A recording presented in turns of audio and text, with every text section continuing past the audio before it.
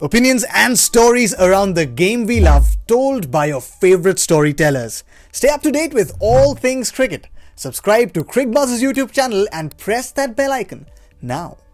Well, the first one we have coming up is England versus New Zealand. Simon Doull, I'll come straight to you. That's going to be a big one. It's going to be in Abu Dhabi. A lot of people felt that was going to be India versus England briefly. But yes, it's going to be quite a clash. Do we even bring up Lords 2019? Should we?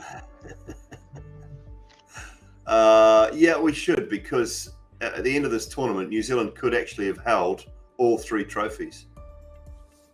So we can bring up Lords and say that by an inch of Ben Stokes' bat, New Zealand could possibly at the end of this tournament have all three ICC trophies. Now that would be an incredible feat.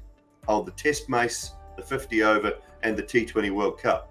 None of them, well, only one of them's happened, and only one of them is likely to happen. But it could have been all three. Look, there's no call or no talk from New Zealand's point of view of any revenge or anything along those lines. England are an incredibly good side. I think they're a slightly lesser side without Jason Roy at the top of the order, but they'll move Johnny Bairstow, I think, who's just as good. It just means that little gap in the middle order filled probably by Sam Billings, or do they bring in David Willey and give themselves a little bit more of a bowling option? James Vince has been added to the squad. We've seen that that's been approved by the committee today to replace Jason Roy. But all I see from England is Johnny Bairstow going to the top and Bilbo Baggins, Sam Billings just coming into the middle order just to sort of play those reverse and those laps and run hard between the wickets. Brilliant in the field. And that's kind of how I see them doing it, and they're still a very, very powerful, strong side. New Zealand are going to have to be at their best, I think, to compete with that England side. Yeah, one of the pre-tournament favourites, DK, but the missing of Tymal Mills with the ball and Jason Roy now, the latest withdrawal, and we could see Owen Morgan almost emotional if you saw that press conference when he said, yeah, that's a huge loss for Jason Roy. Do you see a like-for-like replacement for an outsider coming in like Vince, or do you see, like as Dooley said, Bairstow just slides up the order? For a start, I think England in the 2019 World Cup as well didn't go very well without Roy. I think Roy is like a massive insurance that they got. He brings a certain flair and flamboyance and power at the top, which they really like, and which just mixes well with Joss Butler. I have a feeling they'll just go Bairstow up top and they'll fit in Sam Billings there.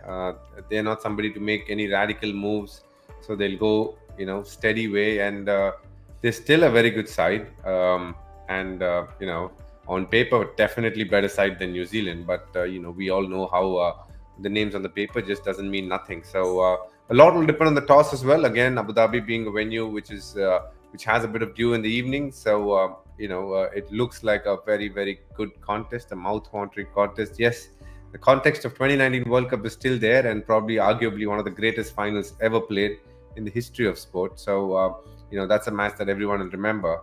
But I don't think anybody has any bitter memories about it. I think New Zealand have accepted it gracefully, and England have obviously accepted their part with a lot of happiness, but at the same time very humble and very down to earth in their approach towards how they dealt with everything around it. So I think both good teams, both have had a lovely roadmap to this tournament semi-final, and very worthy semi-finalists. Yeah, it was one of those rare games in the last 15-20 years, Dooley, that I've actually watched purely as a spectator, the 2019 final with a good cold beverage in hand. But I was sitting among a group of about 15 Kiwi fans, Dooley, and not one of them reacted adversely. They were like, they shouted till they were hoarse for their team, but when it went the other way, they were like, yeah, rules are rules, that's the way it is. Well, I mentioned on commentary the other night, actually, two vastly different things in that tournament, right? Martin Guptill's throw to dismiss MS. We all remember that, all right? We all remember that brilliant throw to run MS out in the India game, which kind of which got New Zealand to that final. The same guy threw the ball that hit Ben Stokes' bat and flew off to the boundary. So sometimes you want the bloke with a gun arm throwing the ball, and sometimes you just don't. You'd rather some bloke who couldn't throw it probably and lobbing it up in the air in the final. But it's just, one of those situations. It's a freak thing. you doubt that it will ever happen again. It might be one of the once in a lifetime sort of history moments that what happened at Lord's. But as DK just said, and it's still one of the greatest games of cricket I think ever played. And so many people, and I don't know whether you've seen that video when it cuts between Wimbledon and the cricket, and you know the Djokovic-Federer match and the cricket final going on at the same time, you know, in different parts of London. It's an amazing video, and just the tension and everything around it. So, look, I'm looking forward to the semi-final. I think it'll be a cracking game. As I say, New Zealand, huge respect for England, and I think Kane Williamson and Owen Morgan have enormous respect for each other as well. I can tell you what, I knew a friend who actually shuttled between SW19 and came back up to North London to catch a bit of the cricket, and it was a feast of cricket. The only place you could get it both ways was on television. But let's get New Zealand's squad up and look at their perspective. They've been consistent, they've been clinical. Simon Doull, I'm going to throw this straight back at you. Do you reckon you need, in a big knockout game, do you need a little insurance with the bat, or are you absolutely happy with the makeup of the 11? They won't. There's no way they'll change that side. Their insurance with the bat comes in the form of Mitchell Santner and Adam Milne and Tim Southey, and they think that one of those guys is good enough to get 10, 15, 20 runs if required. The bowling attack is the key. The bowling is what's got New Zealand to this point in the tournament. Tim Southey, Trent Boult, Mitchell Santner, all going well under 6 per over. New Zealand have been the most economical bowling attack in the whole tournament, and up against the most power-packed batting side in the tournament. So it's a mouth-watering type contest. They will not change that winning combination. It's just not something that Kane Williamson or New Zealand will do. So the top 6 just have to do the job. And if Santner's required to bat 2 or 3 overs at the end, along with Milne or Sodhi or Southey, then so be it. Yeah, I know Dooley wasn't on the show when we were just making a brief suggestion before the Afghanistan game that the only possible replacement we saw was a Kyle Jamieson for Adam Milne, purely to support the batting. But TK, you reckon big tournament, big team, you're not going to tamper with a winning combination? 100%. New Zealand, definitely not. They won't do it. They shouldn't do it. They have a good team.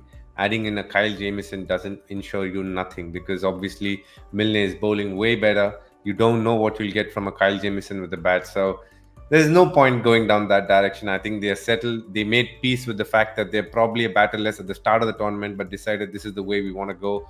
The moment they dropped a Seifert, they wanted that extra bowler. They made it very, very clear, and they won 2 games of cricket pretty comfortably. So irrespective of whether they bat first or bowl first, they expect the bowling to stand up, and the batting will try its best and try and get as close to a pass score as possible, but they expect the bowling to deliver. And that's a very straightforward statement. Till now, they have lived by that statement. They have been the best bowling side in this tournament in terms of the economy rate achieved by other teams that have batted against them. So overall, they've played perfectly to the brand of cricket that they've promised themselves at the start of picking the 11, and they've stuck to it. And that's the beauty of New Zealand, and that is one of the reasons why they'll always succeed in these tournaments, because they have a game plan and they stick to it and keep it as close to themselves as possible.